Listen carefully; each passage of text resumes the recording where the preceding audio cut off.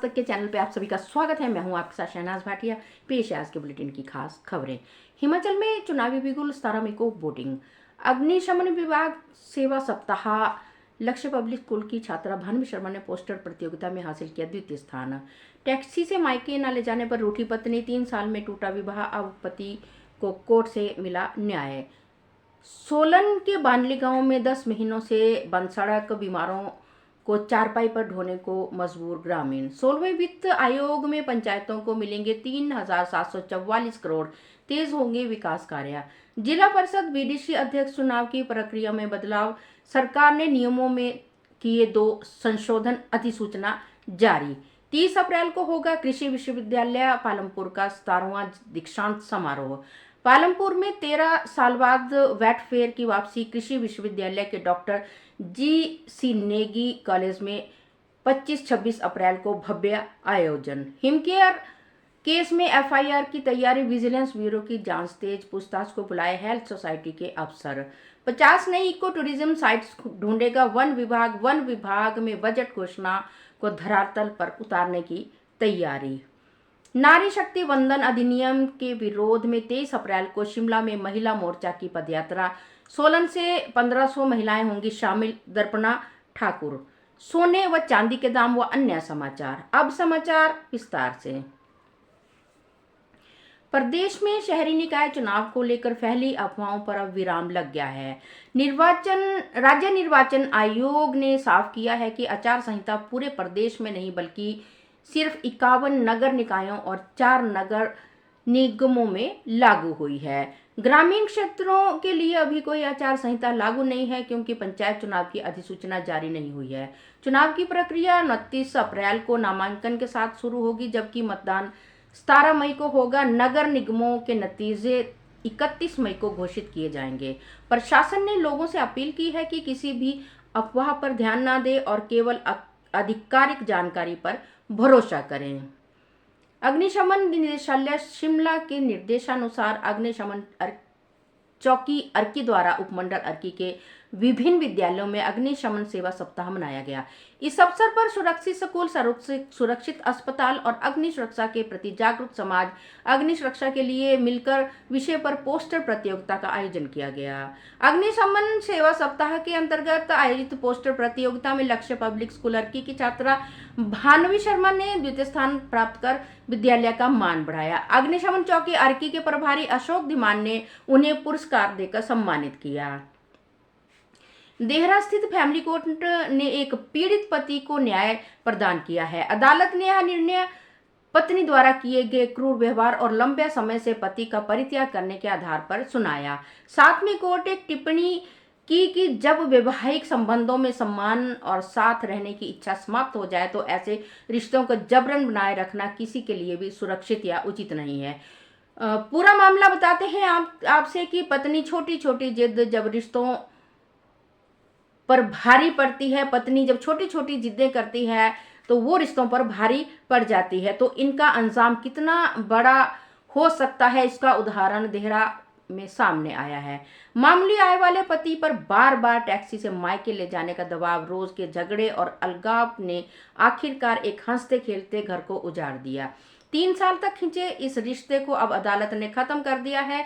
देहरा स्थित family court ने एक अहम फैसले में पति को पत्नी से तलाक की डिक्री प्रदान की है। अदालत ने यह निर्णय पत्नी द्वारा किए गए क्रूर व्यवहार और लंबे समय से पति का परित्याग करने के आधार पर सुनाया। फरवरी 2022 में पंजाब के होशियारपुर में यह विवाह बड़े अरमानों के साथ संपन्न हुआ था, लेकिन शादी के 2 महीने बाद ही रिश्ते से दरार आनी शुरू हो गई और पति ने अदालत में बताया कि उसकी पत्नी बार बार टैक्सी से मायके जाने की जिद करती थी, जबकि उसके पति की आर्थिक स्थिति ऐसी नहीं थी कि वो बार बार यह खर्च उठा सके। जिला सोलन की ग्राम पंचायत मलोन के अंतर्गत बानली गांव की मुख्य सड़क पिछले 10 महीनों से बंद पड़ी है, जिससे ग्रामीणों को भारी परेशानियों का सामना करना पड़ रहा है। स्थानीय निवासी मनोज कुमार के अनुसार सड़क अवरुद्ध होने के कारण आपात स्थिति में मरीजों को चारपाई पर उठाकर अस्पताल ले जाना पड़ता है, जबकि बच्चों और वृद्धों का आवागमन भी जोखिम भरा हो जाता है। ग्रामीणों का आरोप है कि पंचायत प्रशासन और स्थानीय विधायक को बार बार अवगत करवाने के बावजूद अब तक कोई समाधान नहीं हुआ है। ग्रामीणों ने जिला प्रशासन से सड़क को जल्द बहाल करने की पुरजोर मांग की है, ताकि आपातकालीन चिकित्सा और दैनिक आवाजाही सुचारू हो सके। हिमाचल प्रदेश के ग्रामीण क्षेत्रों में विकास कार्यों के लिए अब धन की कमी आड़े नहीं आएगी। 16वें वित्त आयोग के तहत प्रदेश की पंचायतों को 3,744 करोड़ रुपए की राशि प्राप्त होगी, जो 15वें वित्त आयोग से मिली करीब 2100 करोड़ रुपए की राशि से अधिक है। इससे प्रदेश के गांवों में विकास कार्यों को नई गति मिलने की उम्मीद जताई जा रही है। मई के पहले सप्ताह में पंचायतों के नवनियुक्त प्रतिनिधियों को गोपनीयता की शपथ दिलाई जाएगी। इसके बाद बढ़े हुए बजट के साथ पंचायत स्तर पर विकास योजनाओं को तेजी से लागू किया जाएगा। इसके अतिरिक्त फंडिंग से पंचायत भवनों का निर्माण, ग्रामीण सड़कों का विकास, स्वास्थ्य व्यवस्था को मजबूत करने और अन्य बुनियादी सुविधाओं के विस्तार पर विशेष जोर दिया जाएगा। हिमाचल प्रदेश में पंचायती राज चुनाव से पहले पंचायत चुनाव नियमों में बदलाव किया गया है, जिसका सीधा संबंध जिला परिषद और बीडीसी में अध्यक्ष और उपाध्यक्ष के चुनाव से है। नए नियमों के अनुसार बैठक के कोरम और बैठक बुलाने के लिए दिनों के अंतर को बदला गया है। अब चुनावी बैठक बुलाने के लिए अलग अलग नोटिस जारी किए जाएंगे। इस संशोधन के माध्यम से सरकार ने हिमाचल प्रदेश पंचायती राज नियम 1994 में बदलाव करते हुए कुछ प्रक्रियाओं को और स्पष्ट बनाया है। इससे पंचायत स्तर पर कार्यप्रणाली को सुचारू बनाने में मदद मिलेगी। हिमाचल प्रदेश कृषि विश्वविद्यालय ने अपने 17वें दीक्षांत समारोह के पहले चरण के लिए आधिकारिक अधिसूचना जारी की है, जो 30 अप्रैल 2026 को आयोजित होगी। इस समारोह में स्नातकोत्तर और डायरेक्टर की उपाधियां प्रदान की जाएगी। विश्वविद्यालय ने स्पष्ट किया है कि स्नातक विद्यार्थियों के लिए अलग से तिथि घोषित की जाएगी। विद्यार्थियों को सलाह दी गई है कि वे विश्वविद्यालय की वेबसाइट पर नजर रखें। दीक्षांत समारोह में भारत के राष्ट्रपति के शामिल होने की संभावना है, जिससे यह आयोजन और भी महत्वपूर्ण हो जाता है।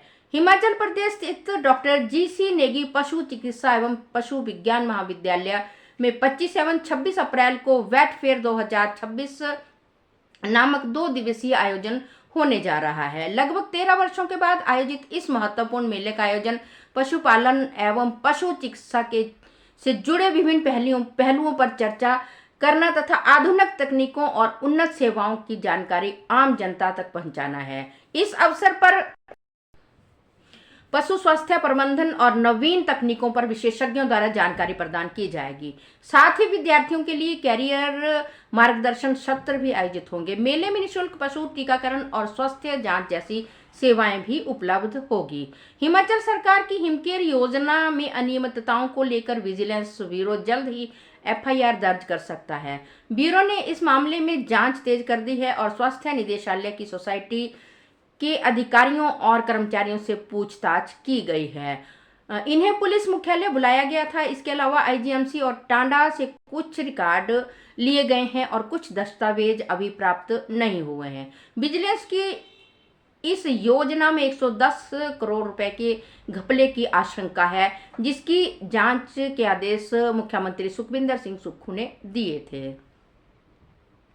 वन विभाग ने राज्य में 50 नए इको टूरिज्म स्थलों को चिन्हित करने और विकसित करने की प्रक्रिया शुरू कर दी है। यह कदम मुख्यमंत्री सुखविंदर सिंह सुक्खू की बजट घोषणा के अनुरूप है। इसका उद्देश्य प्रदेश में ग्रामीण पर्यटन को बढ़ावा देना है। विभाग इन स्थलों पर उपलब्ध बुनियादी सुविधाओं की जानकारी इकट्ठा कर रहा है और उन्हें विकसित करने के लिए आवश्यक कदम उठा रहा है। महिला मोर्चा की जिलाध्यक्ष दर्पणा ठाकुर ने जारी बयान में कहा कि लोकसभा में नारी शक्ति वंदन अधिनियम का विरोध कर कांग्रेस और विपक्ष ने नारी शक्ति की आवाज को दबाने का प्रयास किया है। महिलाओं के अधिकारों के साथ यह अन्याय मन को आहत करने वाला है।